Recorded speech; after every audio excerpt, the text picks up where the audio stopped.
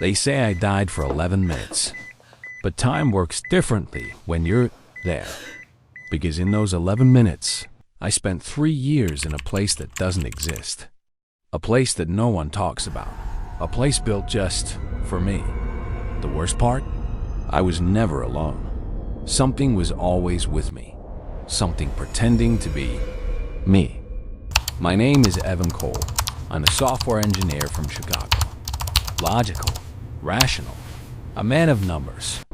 I don't believe in ghosts, spirits, or the soul. I believed only in code, structure, and things that make sense. Until something impossible happened. It was August 18th, 2022. The last normal day of my life. I remember waking up late, skipping breakfast, and heading to work. Same as always. Except I never reached the office. Somewhere between North Avenue and Wabash, I collapsed on the street. No warning, no chest pain, just blackness. Later, they'd call it sudden cardiac arrest. Random, unexplained. But I know what really happened. I didn't just lose consciousness. I fell out of reality. Because when I opened my eyes, I wasn't on the street. I wasn't in a hospital. I was in a house. Not my house, but almost. It looked exactly like mine, except every detail was off. The photos on the wall were all smiling strangers wearing my clothes. The digital clock blinked 0 o'clock endlessly. The windows showed static instead of a view. And the mirror in the hallway didn't reflect me. It reflected someone else. Someone wearing my face. That's when the voice started. Not from outside, from inside. Calm, calculated, mine. You shouldn't have come here early, Evan. This part was supposed to happen after. After what? The rest of the story, what happened in that place, what I had to do to escape, and what followed me back, is not just terrifying. It's unnatural. It's wrong. And if you've ever had a near-death experience, you might want to forget it. Because some of us don't come back alone.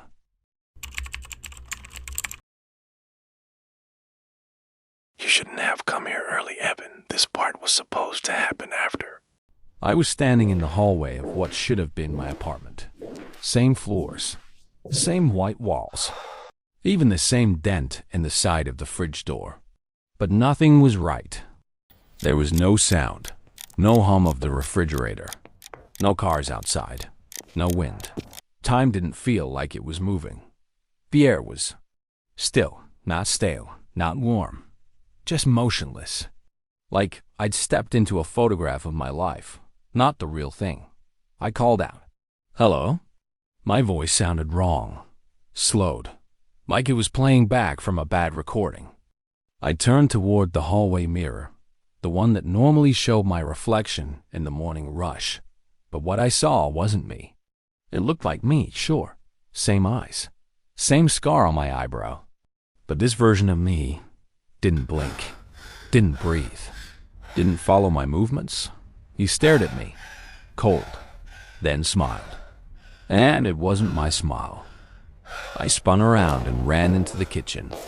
On the counter were 3 objects: a white ceramic mug, a pair of rusted scissors, and a human tooth.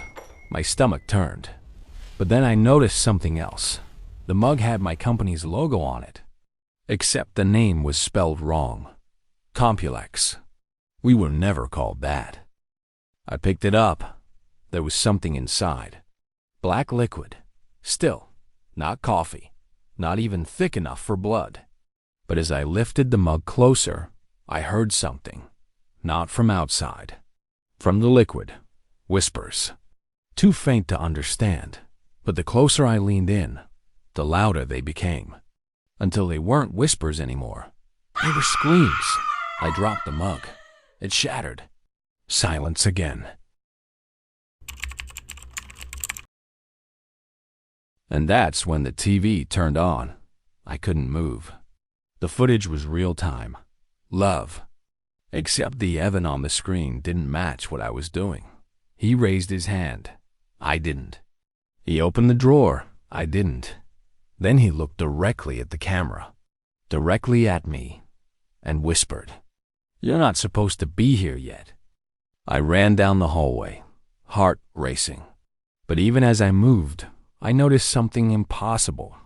The hallway didn't end. No matter how many steps I took, I couldn't reach the bedroom door. It just drifted further each time. And every time I passed the mirror on the wall, I caught glimpses of something walking just behind me. Not a shadow, not a trick of light, a person. Another Evan.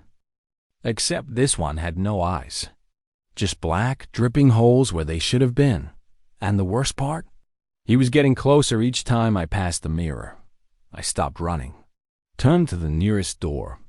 It wasn't the bedroom.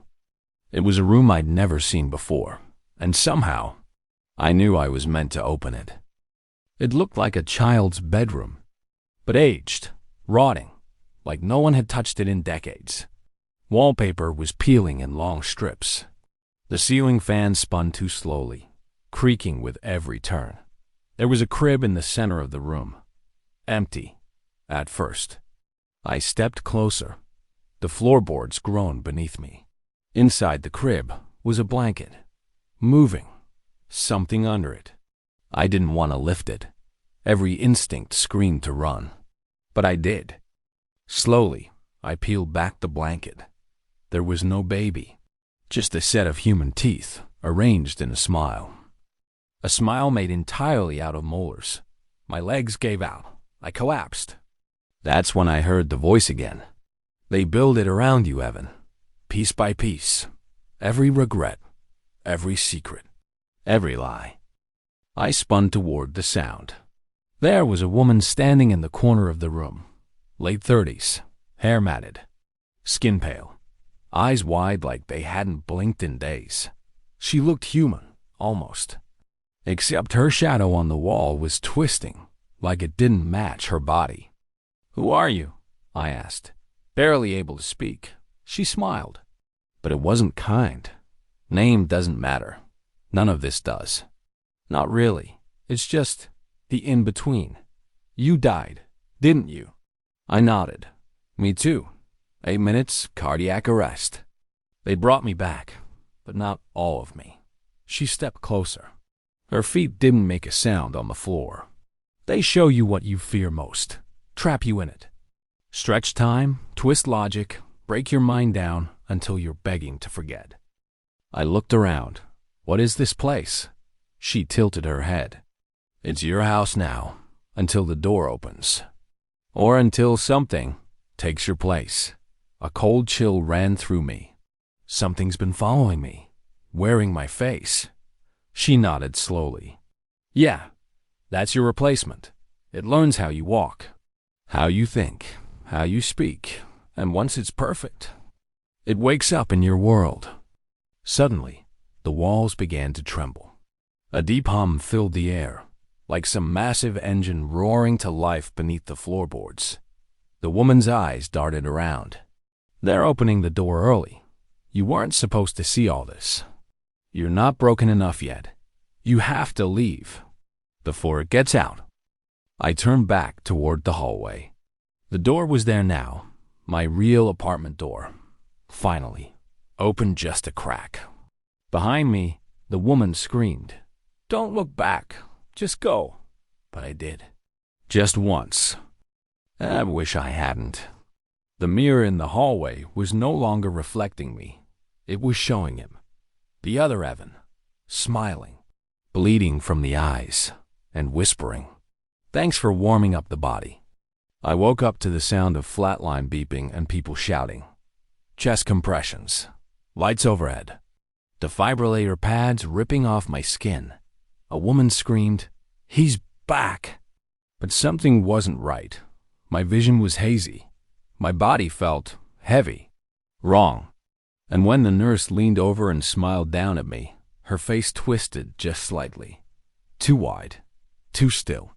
She whispered in my ear, "You weren't supposed to come back early, Evan." I was alive. That's what they said, at least. Stable. Breathing on your own. You're going to be okay. But they were wrong. I wasn't okay. And I wasn't alone. Something followed me. Something I saw in that mirror. The thing wearing my face. And now it was here. Her name tag read Karen, but her smile never reached her eyes. She moved strangely, too fluid, like she was mimicking how humans are supposed to move. She placed a pill cup beside me and whispered again, soft, like a lullaby gone sour. "We fixed your heart, Evan. But what about your mind?" I didn't respond. I couldn't. My throat was dry, my body weak, but more than that, my brain recoiled from her. Like it knew. She leaned closer. "Do you remember the room? The crib? The woman?" I froze. She laughed, a low, glitching laugh that broke halfway through. Good. That means the connection held. Back at my apartment, things looked the same. Exactly the same. Too exact. Even the coffee stain I scrubbed off the counter last week was back, the one shaped like a crescent moon. I checked my phone. Dozens of texts. Missed calls. My job asking when I'd return, but every message sounded copied, robotic, like someone was pretending to be my friends. I opened the fridge. Inside was the same white ceramic mug I saw in the other place. Cracked handle. Wrong logo. Complex. I dropped it, but this time it didn't shatter. It just vanished. Disintegrated mid-air like it was never real. That night, I had dreams, or visions, or memories. I saw myself walking into my office, but nobody recognized me. I saw Chloe, my girlfriend, but her face was blank. A canvas, shifting and flickering like static. I saw me, standing behind her, smiling. "She's happier with me, Evan?" I woke up choking. Not on air, on water. There was water in my lungs. I coughed up mouthfuls of it onto my bed. But the sheets were dry. I needed help. Answers.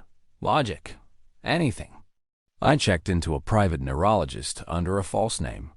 Told him I had memory gaps, sleep issues, visual distortions.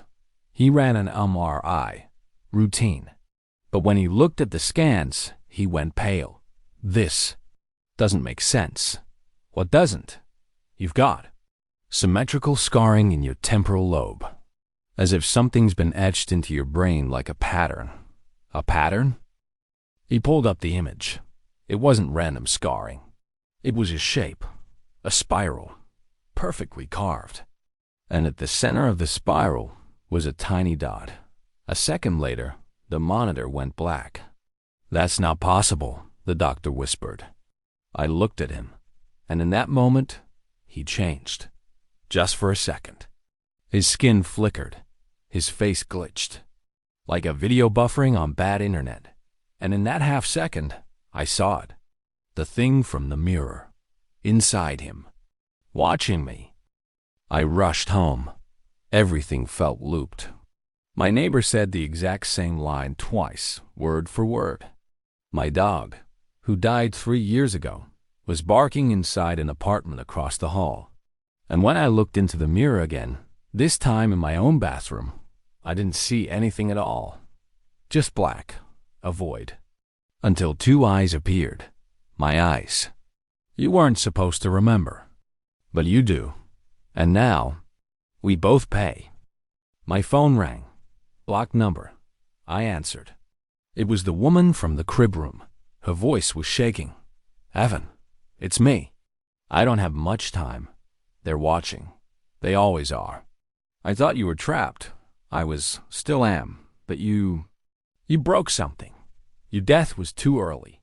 You crossed into a place without permissions." "What does that mean?" "It means you brought a hole back with you." "What hole?" "Reality. It's bleeding now." "And the thing you saw? It's already out." I froze. "You need to find the door again, before it replaces everything." I sat in silence after the phone call. Not because I was confused, but because I finally understood. Something was wrong with everything.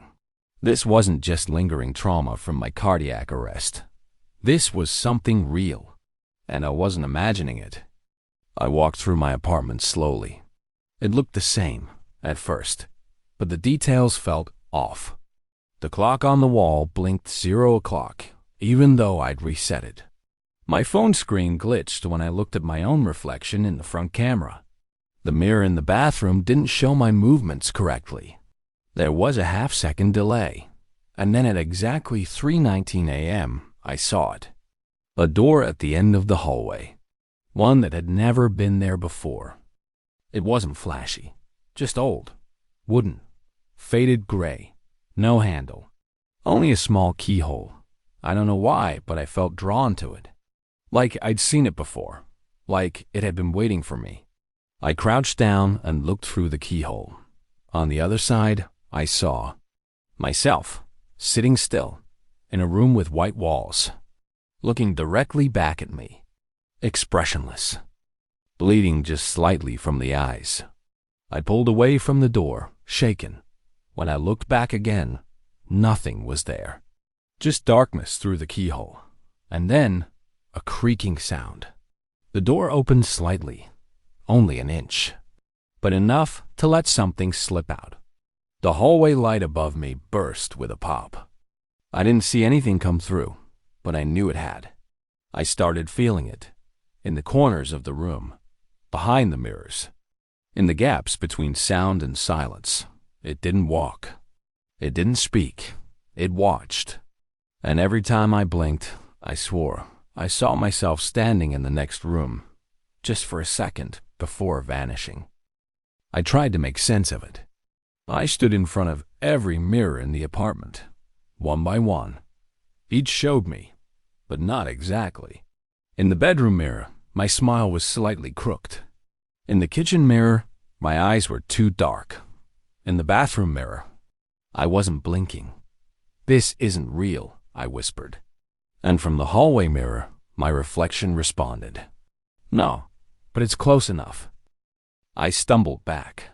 I grabbed a lamp and smashed the hallway mirror. The glass shattered into a dozen pieces. But even in the shards, I still saw him, not me, still watching, still smiling. My phone buzzed on the floor. One new message: "Don't sleep. It's stronger when you dream." But I was too late. I'd already started to feel heavy, like gravity had doubled. My vision blurred. The room tilted sideways, and then, nothing. When I opened my eyes, I wasn't in my apartment. I was back in the strange room, the one I'd seen through the keyhole. White walls, cold air, no sound. And across from me, in a chair, sat another Evan. Still, pale, almost lifeless. He looked up and placed something on the floor. A key. Black, metal, familiar. I picked it up. It was ice cold. Behind me, a door appeared. The same one from my hallway. Except this time, there was no question.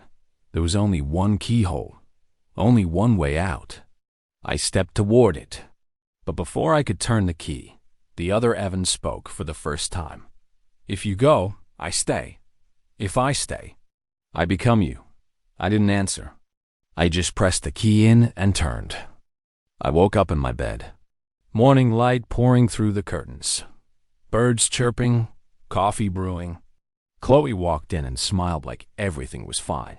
"You slept like the dead," she laughed. I was starting to worry. I forced a smile.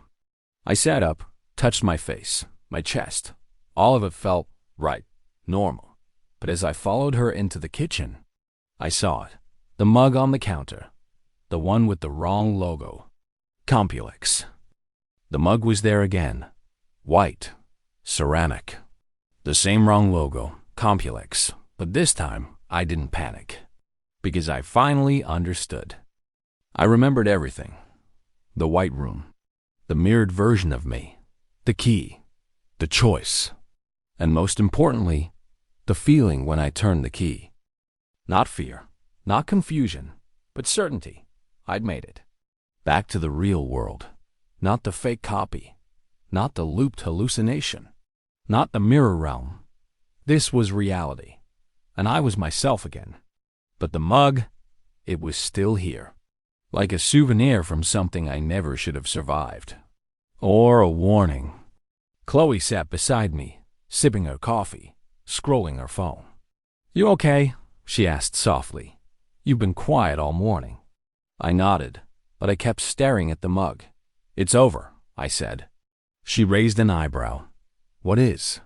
I looked at her, studied her face. She was real, not copied, not distorted. No glitch, no voice delay, no shadow lag, just Chloe. "Nothing," I said. "Finally. Just glad I'm here." She smiled. "I'm glad too." I got up and walked to my bedroom. My heart still felt heavy, but it was beating. My breath was steady. No flickering lights. No whispering walls. But on my nightstand, there it was. The key. The one I used to open the final door. Sitting alone. As if the world itself wasn't ready to take it back yet. I picked it up. It was warm now. Alive. I placed it in a drawer. Locked it. And whispered, "Stay closed." Weeks passed. The world didn't crack. I didn't glitch. Mirrors showed only me. Clocks ticked like normal. No more doors. No more bleeding eyes. No more second version. I was home. Alive. My second chance. But sometimes, late at night, when I walk past the hallway mirror, just for a second, I feel like someone else blinks first.